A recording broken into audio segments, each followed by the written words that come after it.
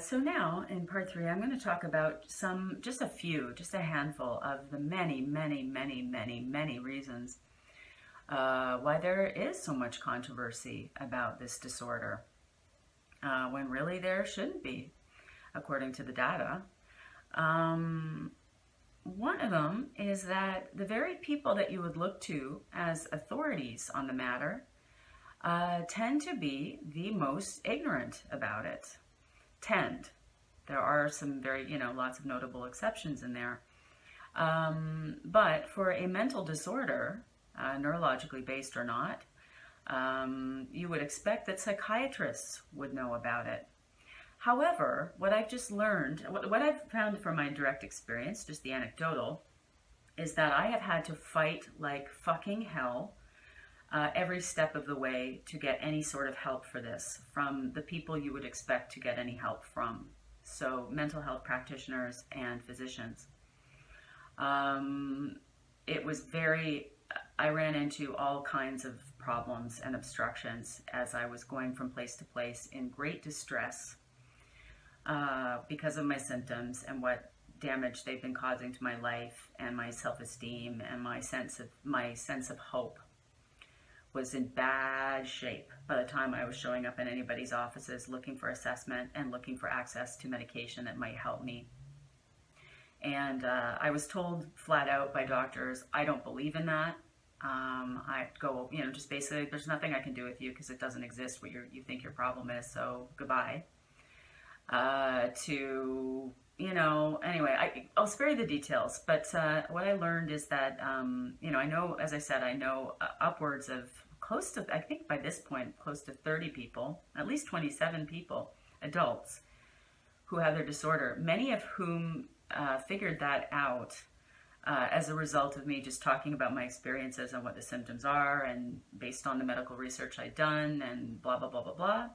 And then many of them, and often at quite a delay too, which was interesting.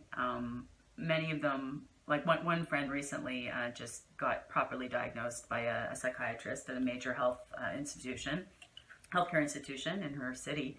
And, she'd been hearing me yammer on about this for literally years, like 3 years. It came up pretty much in every conversation we had somewhere or another. And I told her all about it, and she didn't see anything of this in herself. And then all of a sudden, one day she went, oh, it caught her, sort of noticed herself having some very typical difficulties. Anyway, whatever. That's her story. I won't tell it further than that. But it's what the hell is my point? Here I am, wandering around again, and eddying in a circle of woo. All right, so psychiatrists, what will happen is that the people who do become informed about it, or just the people who become concerned they might have it as adults, they'll go to these authorities. You'd think would be authorities on the matter to get to get some help. And the thing is, I just had this confirmed by a psychiatrist who's a leading expert in the field. Again, runs a clinic, has assessed and treated, I don't know how many hundreds, maybe thousands in his case, I'm not sure, of adults with ADHD. And he, at the beginning of his workshop that I attended for therapists, educating them about the disorder, its neuroanatomy, its clinical symptoms, its effects, what the best theory we have going as to account for those symptoms is, the prevalence rates and other mental disorders, which are shocking, by the way. I will get to that eventually. He was telling his sort of story, his kind of conversion story. He said, I was one of those psychiatrists who didn't believe in it. And he said, I now look back with much regret at all of the patients I had where I was basically, he didn't say in these words malpractice, but, he was doing what was, was done and what is still done in the mental health professions for the most part, based on a very outdated understanding or a complete non-understanding of what this disorder is and what it does. He was one of those. And he said that even to this day, he has, being an expert in this field, he's in touch with a lot of other educational institutions internationally, And he can certainly vouch for the fact that in North America, anyway, he has colleagues he's in touch with, other psychiatrists working at teaching hospitals all over North America. And he can say with confidence that in 2017, there are the majority of psychiatrists who are finishing their residencies right now have had either no training in this disorder whatsoever, or they've maybe had an afternoon's module, and there are like 3 pages of the textbook devoted to it. And he explained that, so that's part of the reason why this controversy, which shouldn't be a controversy, can persist. It's a pretty important one, right?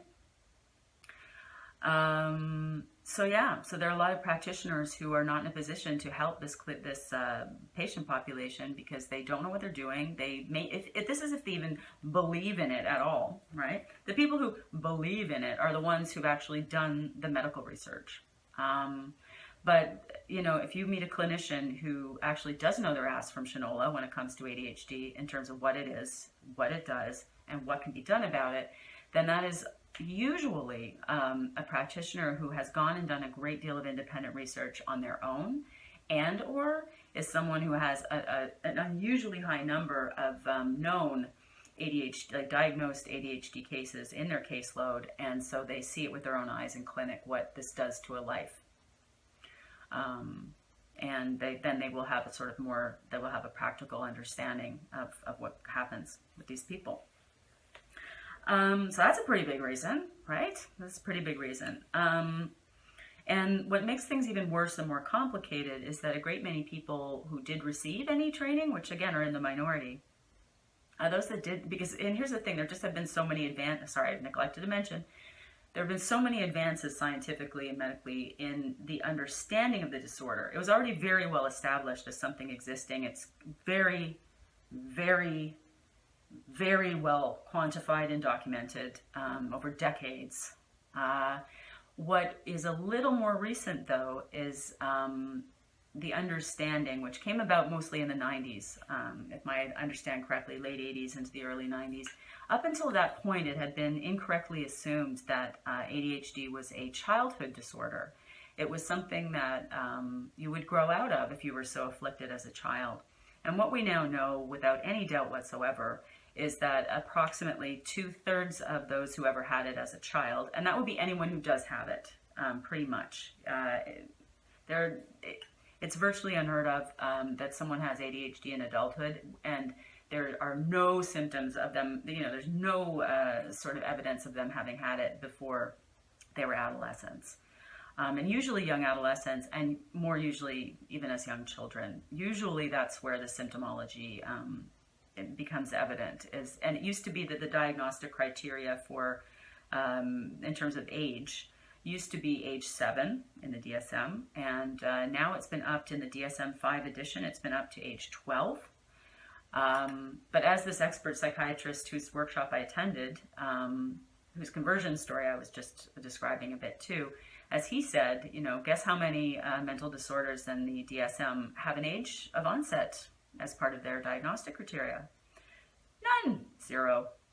There are just lots and lots and lots of problems and obstacles with getting the proper information out there about this disorder. Another thing complicating matters is that the DSM is, and again, even by most psychiatrists' estimation, it's very problematic, you know, and psychotherapists, psychologists, it's very problematic, you know, in all kinds of ways. But the thing is, it's the only broad-based, you know, at all standardized diagnostic tool that clinicians can refer to. So it's a lot of smart clinicians and experienced clinicians' attitudes toward the DSM is like, well, yeah, it really sucks in this way, and it's like, yeah, I don't know about that. I don't even know if we should believe in the existence of personality disorders. I don't think we know enough about this and this and this to make that call. But it's, you know, it's still the best reference we have that's centralized. So, you know, so that things aren't even more of a mess in the field for trying to organize knowledge and organize treatment to help people. So anyway, So yeah, so the DSM is the DSM even to this day, even in the DSM-5, which came out a couple of years ago, 2016 or 2015. Anyway, one of the two. Is that the symptomology that it describes is quite limited in a way. It's accurate, but it doesn't begin to describe the actual, like, the extent of, like, what all the effects of those core symptoms are. Like, what do they actually look like on the ground? What are the implications? The implications of those symptoms are profound and far-reaching, and there are thousands of things that will then go wrong for someone if they have these symptoms. But the DSM doesn't really go into that. It just goes into sort of the top line, you know, some of the core symptoms. And even the way they're divided into subtypes of, there's called inattentive type ADHD. That would be people with ADHD where the H, the hyperactivity component, is not evident in their outward behavior. And then they've got the what's so-called combined type, which is what I would fall into. That would be people who have, you know, the hyperactivity component is obvious in the behavior. Here's the thing, though. Sorry, just a little side note on that. ADHD, ADD, pretty interchangeable these days and still considered pretty legit. ADHD is a little more of the modern, the more contemporary label to go for the disorder. And the reason why you would keep the H in there, even for the roughly half of the adult population who has it, who do not have a hyperpresentation, they're the ones that have, they're about 66% of the adult population are ones who don't at all display the hyper part, who are kind of like quiet and dreamy. A lot of the introverts who have ADHD would fall in this category. They're kind of dreamy and quiet, and they're just kind of having a hard time controlling where their focus goes. And a bunch of other problems. They're all that they share with the ones with the hyperactivity component, obvious. But here's what we all have in common, and why the H is this, you know, whether it's a silent H or not in your use of that term, ADD. What we all have, though, is at least an internal sense of kind of raciness, and you know, the tempo of the mental activity is just, it's quite chaotic, and it's all over the place, and it's this kind of, it gives people a lot of anxiety sometimes. This subjective sense of hyperactivity on the inside. That's what happens when we're kids. We more of us have a symptomology that's much more outward. And then as we get older, what happens developmentally is those core symptoms start to change their presentation somewhat and significantly.